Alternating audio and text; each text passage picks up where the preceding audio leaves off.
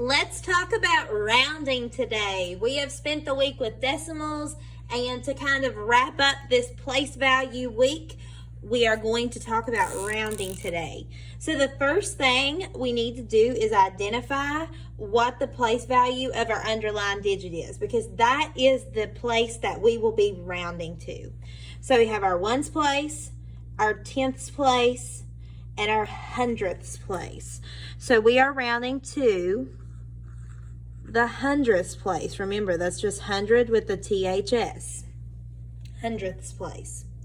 So now looking at this number, one important thing to remember when you're rounding is that should be the last digit you see after you're finished rounding.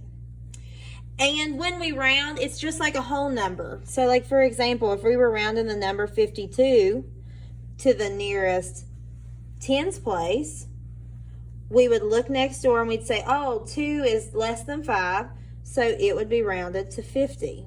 Make sense? So just like here, we have 673 thousandths. I look next door. Is my number less than 5 or is it greater than 5? It is less, so that means the number stays the same, and when we round it, we get 67 hundredths. Now let's try this problem. Let's identify the place value of the underlying digit. We have our ones place and then our tenths place. That is the first digit to the right of the decimal. That's the tenths place. Look next door to the tenths place. Is that number less than 5 or greater than 5?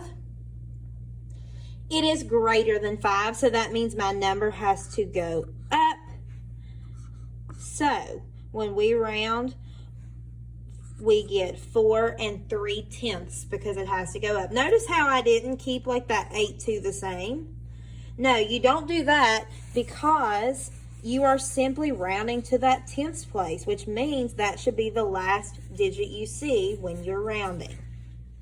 All right, looking at this problem, I need you to first identify the place value that you will be rounding to.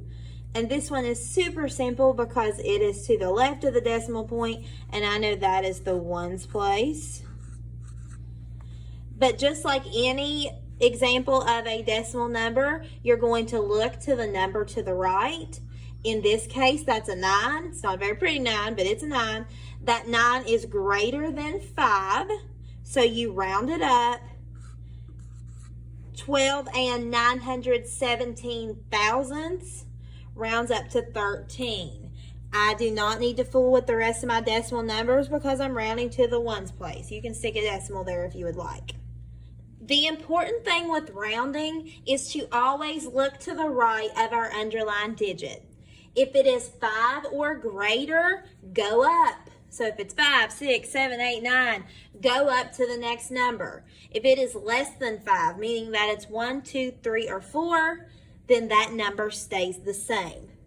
Now for practice, I want you to turn to page 171 in your math book.